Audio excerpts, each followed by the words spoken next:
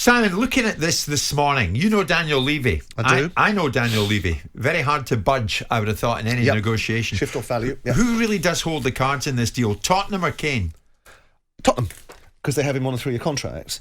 Of course, Harry Kane's England captain. He's got a reputation of operating in a very respectful fashion. He signed an extension to his contract, so he's put himself in an invidious position, i.e., the timing of this transaction doesn't suit either party because A, he's got 3 years to go, and B, Tottenham are going to want to get maximum value for him in a COVID landscape. So I would imagine the conversation will proceed along the lines of, okay, Harry, if we've got an explicit understanding that things aren't where they should be, and I said you can go. If we get offers in excess of 125 million quid, sold.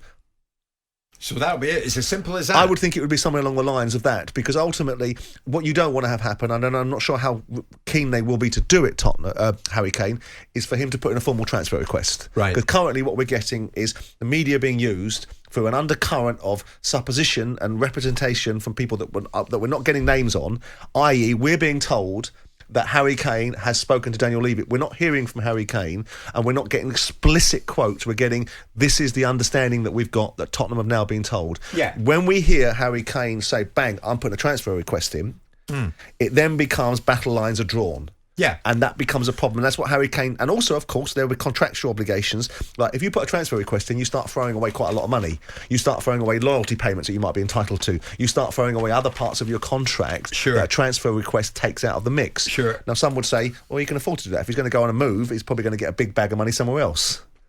But it all comes into play, Jim. So, all comes into play. This, if you like, is the step before the official, here's my transfer request. Maybe. I mean, look, the only thing I've heard recently from Harry Kane explicitly is, I want to be at a club that's going to win trophies, which has then meant A plus B equals C as far as the media are concerned, which is he ain't going to do that with Tottenham. They're in disarray. That's tantamount to Harry Kane saying he wants to leave. Yeah. Now, if they rock and roll a top draw manager in during the next 3 months, and Daniel Levy says, by the way, I've gone to Joe Lewis, we're going to have a right go going forward. I'm bringing in Zidane. I'm bringing in 150 million quid for transfer funds for you to go and spend. Yeah. All of a sudden, the landscape changes completely for Tottenham, doesn't it?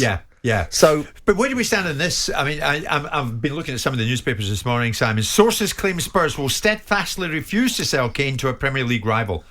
Well, of course he'll go to a Premier League rival.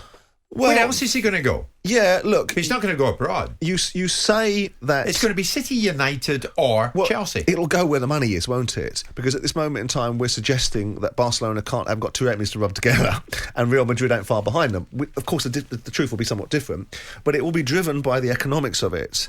And if Tottenham, they'll start from a default position of saying you ain't going to a Premier League club. If you're going to go to a Premier League club, they've got to pay a premium.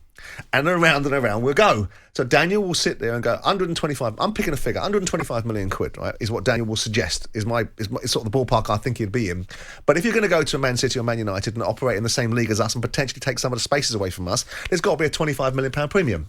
Yeah. If he goes to Barcelona and Real Madrid, then they might be operating some European spaces, but not in our time, because we're not in the Champions League and they are. So with the greatest will in the world, we're more relaxed about them going to Barcelona or Real Madrid or one of those sort of clubs than we are going to Man U or Man City. Of course. So that's how I think it plays out. But I do think that Tottenham are in the box seat, unless Harry wants to cut up rough. I tell you what's interesting as well when you think about it. If it was someone like Man United, they'd start throwing players into the mix, because ultimately Tottenham are going to sell Harry Kane and then buy players.